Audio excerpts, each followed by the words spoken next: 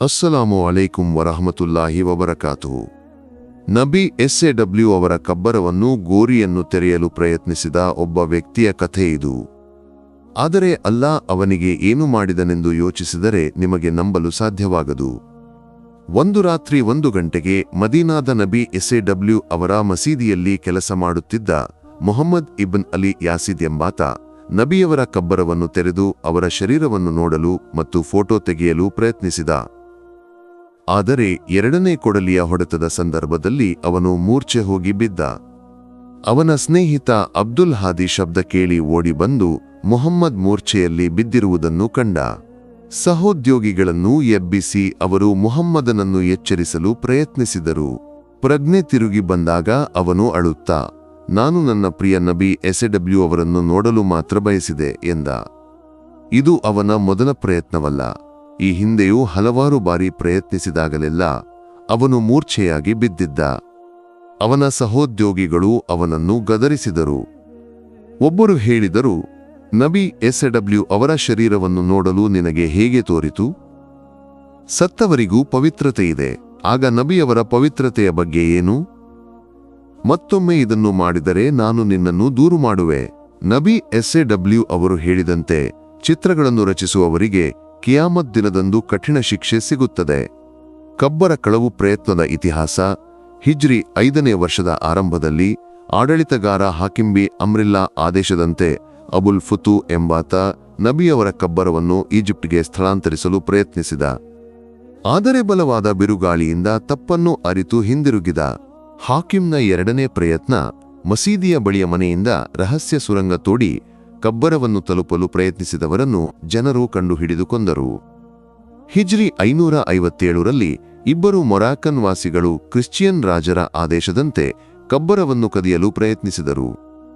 ಸುಲ್ತಾನ್ ನೂರುದ್ದೀನ್ ಜಂಗಿ ನಬಿಯವರ ಕನಸಿನಲ್ಲಿ ಎಚ್ಚರಿಕೆ ಪಡೆದು ಮದೀನಾಕ್ಕೆ ಬಂದು ಅವರನ್ನು ಹಿಡಿದುಕೊಂಡರು. ನಂತರ ಕಬ್ಬರದ ಸುತ್ತಲೂ ಬಲವಾದ ಸೀಸದ ಗೋಡೆಯನ್ನು ನಿರ್ಮಿಸಿದರು. ಹಿಜ್ರಿ 578ರಲ್ಲಿ ಕೆಂಪು ಸಮುದ್ರದಲ್ಲಿ ಬಂದ ರೋಮನ್ ಕ್ರಿಶ್ಚಿಯನ್ನರು ಮದೀನಾಕ್ಕೆ ಹೋಗಲು ಯೋಜಿಸಿದರು. ಆದರೆ ಈಜಿಪ್ಟ್ನ ಸೈನಿಕರು ಅವರನ್ನು ತಡೆದು ಕೆಲವರನ್ನು ಕೊಂದು ಉಳಿದವರನ್ನು ಬಂಧಿಸಿದರು. ಹಿಜ್ರಿ 7ನೇ ಶತಮಾನದ ಮಧ್ಯಭಾಗದಲ್ಲಿ ಅಲೆಪ್ಪೋದಿಂದ 40 ಜನ ಅಬೂಬಕರ್, ರಹ್ ಮತ್ತು ಒಮರ್ ಅವರ ಕಬ್ಬರವನ್ನು ಕದಿಯಲು ಪ್ರಯತ್ನಿಸಿದರು. ಆದರೆ ಕಬ್ಬರವನ್ನು ತಲುಪಿದಾಗ ಭೂಮಿ ಅವರನ್ನು ನುಂಗಿತು. ಸಲವಾತ್ನ ಶಕ್ತಿ. ನಬಿ SAW ಅವರ ಮೇಲೆ ಸಲವಾತ್ ಹೇಳುವ ಮಹತ್ವವನ್ನು ತೋರಿಸುವ ಕಥೆ. ಒಬ್ಬ ಸಜ್ಜನನ ಜೊತೆಗಿನ ಯಹೂದಿ ನೆರೆಯವನು ನಬಿಯವರ ಮೇಲೆ ಸಲವಾತ್ ಹೇಳುವುದರಿಂದ ಎಲ್ಲವೂ ಈಡೇರುತ್ತದೆ ಎಂದು ಆಗಾಗ ಕೇಳುತ್ತಿದ್ದ. ಅವನನ್ನು ಪರೀಕ್ಷಿಸಲು ಯಹೂದಿಯು ಒಂದು ಉಂಗುರವನ್ನು ಅವನಿಗೆ ಒಪ್ಪಿಸಿ ಪ್ರಯಾಣಕ್ಕೆ ಹೋದ.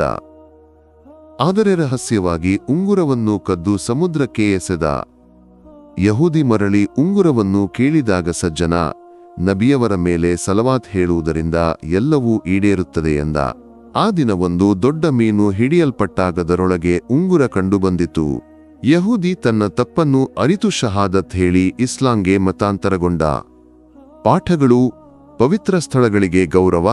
ನಬಿಯವರ ಕಬ್ಬರವು ಅತ್ಯಂತ ಪವಿತ್ರವಾಗಿದೆ. ಅದರ ಪವಿತ್ರತೆಯನ್ನು ಉಲ್ಲಂಘಿಸಲು ಪ್ರಯತ್ನಿಸುವವರು ದೈವಿಕ ಶಿಕ್ಷೆಯನ್ನು ಎದುರಿಸುತ್ತಾರೆ. ಅಲ್ಲಾನ ಸಂರಕ್ಷಣೆಯಲ್ಲಿ ನಂಬಿಕೆ. ಅಲ್ಲಾ ತನ್ನ ಧರ್ಮ ಮತ್ತು ವಿಶ್ವಾಸಿಗಳನ್ನು ರಕ್ಷಿಸುತ್ತಾನೆ. ಸಲವಾತ್ನ ಮಹತ್ವ. ನಬಿಯವರ ಮೇಲೆ ಸಲವಾತ್ ಹೇಳುವುದು ಜೀವನದಲ್ಲಿ ಆಶೀರ್ವಾದ ಮತ್ತು ರಕ್ಷಣೆಯನ್ನು ನೀಡುತ್ತದೆ. ನೀತಿಯ ವಿಜಯ. ಕೆಡುಕನ್ನು ಮಾಡುವವರು ತಮ್ಮ ಕೃತ್ಯಗಳ ಫಲವನ್ನು ಎದುರಿಸುತ್ತಾರೆ. ಪ್ರಾಮಾಣಿಕತೆ ಮತ್ತು ವಿಶ್ವಾಸಾರ್ಹತೆ. ಯಹೂದಿಯ ಪರೀಕ್ಷೆಯಲ್ಲಿ ಸಜ್ಜನನ ಪ್ರಾಮಾಣಿಕತೆ ಗೆದ್ದಿತು. ದೈವಿಕ ಅದ್ಭುತಗಳ ಮಾರ್ಗದರ್ಶನ. ಅಲ್ಲಾನ ಅದ್ಭುತಗಳು ಜನರನ್ನು ಸತ್ಯದತ್ತ ಕೊಂಡೊಯ್ಯುತ್ತವೆ. ಅಲ್ಲಾ, ನೀನು ಅತ್ಯುನ್ನತ ಕ್ಷಮಾಶೀಲ, ನನ್ನ ಪಾಪಗಳನ್ನು ಕ್ಷಮಿಸು. ನನ್ನನ್ನು ನಿನ್ನ ಮಾರ್ಗದರ್ಶನ ಪಡೆದವರೊಂದಿಗೆ ಸೇರಿಸು. ನನಗೆ ಕ್ಷೇಮವನ್ನು ನೀಡು. ನಿನ್ನ ಸ್ನೇಹಿತರೊಂದಿಗೆ ನನ್ನನ್ನು ಒಡಗೂಡಿಸು. ನೀನು ನೀಡಿದವುಗಳಲ್ಲಿ ಆಶೀರ್ವಾದವನ್ನು ಒಡ್ಡು. ನಿನ್ನ ತೀರ್ಪಿನ ಕೆಡುಕಿನಿಂದ ನನ್ನನ್ನು ರಕ್ಷಿಸು. ಜೀವನ ಮತ್ತು ಮರಣದ ಪರೀಕ್ಷೆಗಳಿಂದ ದಜ್ಜಾಲ್ನ ಕೆಡುಕಿನಿಂದ ನಿನ್ನ ರಕ್ಷಣೆಯನ್ನು ಕೋರುತ್ತೇನೆ.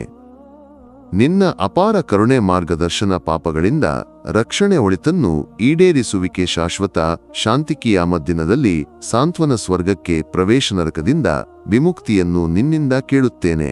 ನನ್ನ ಪಾಪಗಳು, ಚಿಂತೆಗಳು, ಸಾಲಗಳು, ರೋಗಗಳು, ನಿನಗೆ ಇಷ್ಟವಾದ ಅಗತ್ಯಗಳನ್ನು ನಿನ್ನ ಕರುಣೆಯಿಂದ ಈಡೇರಿಸು, ಅತ್ಯಂತ ಕರುಣಾಮಯಿಯೇ. ಆಮೀನ್. ಅಸ್ಸಲಾಮು ಅಲೈಕುಂ ವರಹಮತುಲ್ಲಾಹಿ ವಬರಕಾತುಹು.